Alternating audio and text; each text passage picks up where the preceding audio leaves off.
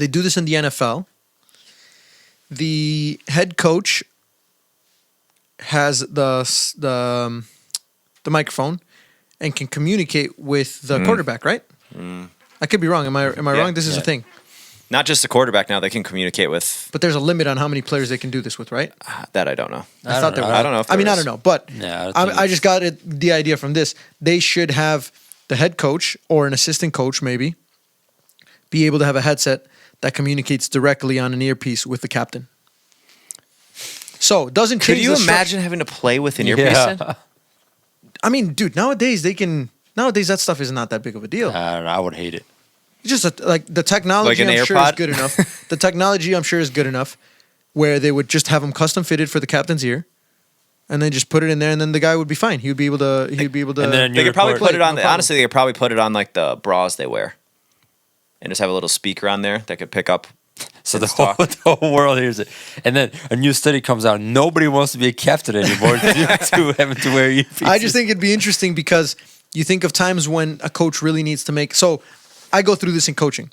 When I play against another team, and they have some sort of a system, formation, or a style of play that my girls or my players are having a hard time dealing with, I struggle to make any adjustments until halftime. Because it's very hard to talk to your players and move them around during the game, unless it's like tiny little things that happen in certain situations. Like, for example, you just have one of them fake an injury. That's what I was about to say. I have my 8-year-old. You don't do that very often. I have my 8-year-olds and you typically do that we can like bring later. them over and talk. So, like, I played against a team that at the youth level had inverted fullbacks, which you never see. Amazing, by the way. I gave the coach so much credit afterwards. He started as regular fullbacks.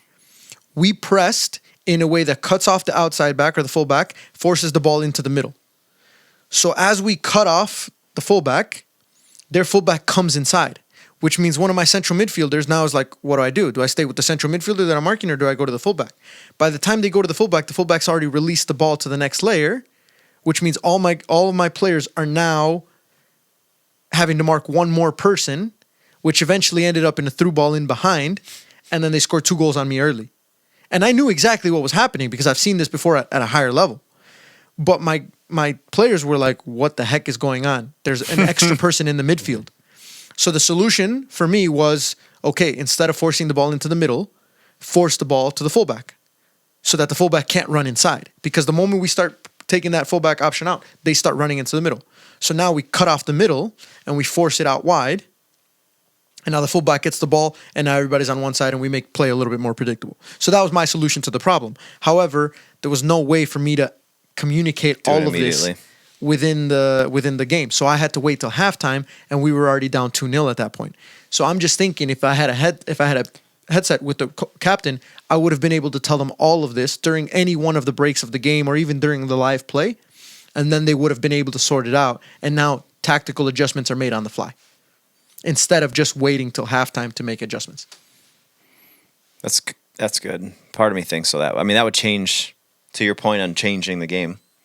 It wouldn't change the structure of the game, rules, the way the game is played. It would just change the ability for teams to make tactical adjustments much faster. Yeah. Now, I guess it would change as a coach how you prepare for games, because I think a lot of being a good coach is training your players in moments to like break down what's happening and critically think and then come up with a solution, where you would be short-circuiting that and having it be more of like a basketball or football type approach, where it's like, hey, now I know what they're doing.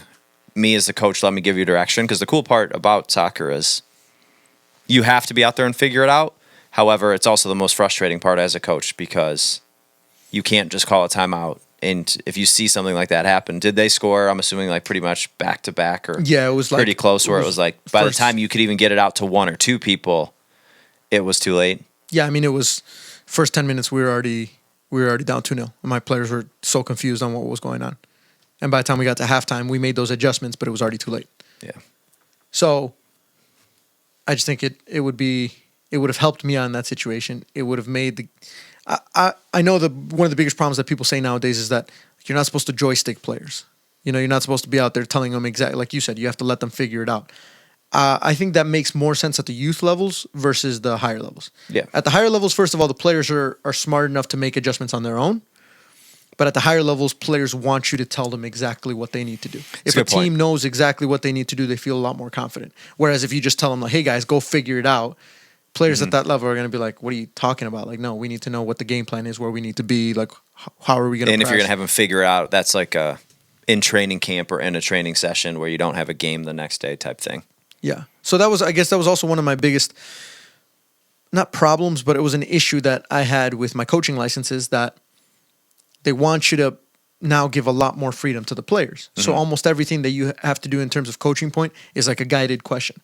Now it's like you ask a question without giving them the answer, and you're hoping that they come up with their own solutions and things like that, which I understand. But when you get to the competitive levels of the game, the higher levels, you're not asking guided questions. You're telling them you need to be here, and this is how we're going to press, this is how we're going to build out of the back or whatever. And then they make little adjustments on the fly depending on each individual situation. But it's not like, hey, I want you to figure out the solution to this problem, because that's not going to get you results. Fair. So I like that. I like that rule change. I'm just What do saying. you think? No more captains, baby. Everyone's gonna be like, yeah, you're the captain.